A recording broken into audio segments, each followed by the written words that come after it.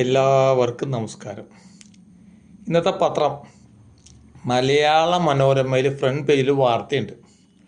വൈദ്യുതി വാങ്ങിയില്ലെങ്കിൽ load shedding ഏർപ്പെടുത്തേണ്ടി വരും.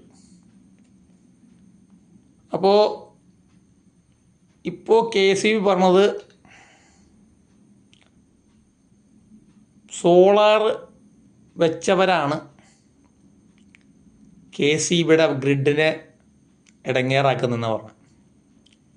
പകൽ സമയത്ത് കൂടുതൽ വൈദ്യുതി ഈ പ്രൊസ്യൂമേഴ്സ് ഈ സോളാർ വെച്ചവർ ഉണ്ടാക്കി കൊടുക്കേണ്ടത്ര, അത് ഇത്ര അവിടെ ആവശ്യമില്ല.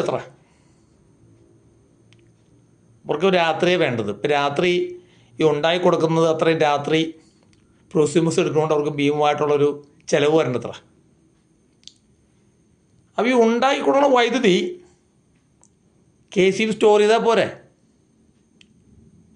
ബാറ്ററി എനേബിൾഡ് സ്റ്റോറേജ് സിസ്റ്റം കേരളത്തിലെ എല്ലാ ജില്ലകളിലും സെറ്റ് ചെയ്യാൻ എത്ര ലക്ഷങ്ങളോ കോടികളോ കടമെടുത്തിട്ടാൽ പോലും, ലോൺ എടുത്തിട്ടാലും അത് സുഖമായിട്ട് തിരിച്ചടയ്ക്കാൻ പറ്റുമല്ലോ.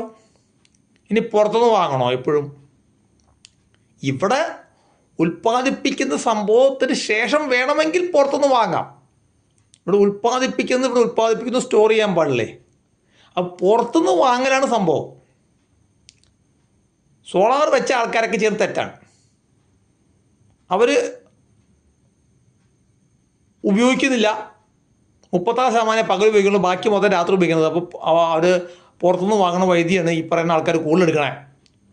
ഈ ഉണ്ടാക്കി കൊടുക്കണ സമയത്ത് അത് സ്റ്റോർ ചെയ്യാനുള്ള സംവിധാനം ചെയ്യാൻ പറ്റില്ല. എന്നിട്ട് ഇനിയിപ്പോൾ കറണ്ട് മതിയാവൂല, പുറത്തുനിന്ന് എടുക്കാൻ പറ്റിയില്ലെങ്കിൽ ലോഡ് ഷെഡിങ് ആണ്, ഭീഷണിയാണ്. അപ്പോൾ എന്ത് ചേമ്പും കണക്കാണ് ഇവർ പറഞ്ഞതെന്നുള്ളത് എനിക്ക് മനസ്സിലാവണില്ല, ഞങ്ങൾക്കാർക്കും മനസ്സിലാവണില്ല. അപ്പോൾ നമുക്ക് ഈ സോളാറും വെച്ചിട്ട് ഇപ്പോൾ സോളാർ വാങ്ങി വെച്ചവരുടെ കഥയെ പറഞ്ഞേ, ഇത്രയും കാലം ഓൺ ഗ്രിഡ് മേടിച്ച് വെച്ചവരുടെ കഥയെ പറയാൻ പോണേ.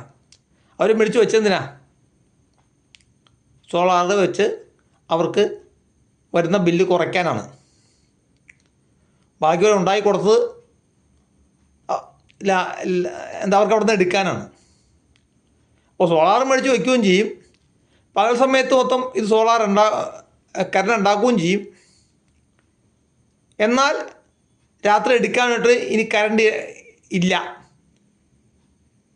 ഉണ്ടാവണമെങ്കിൽ പുറത്തുനിന്ന് വാങ്ങണം, ഇല്ലെങ്കിൽ ലോഡ് ഷെഡിങ് വരും. അപ്പോൾ ചുരുക്കം പറഞ്ഞാൽ വൈകുന്നേരം 6 തൊട്ട്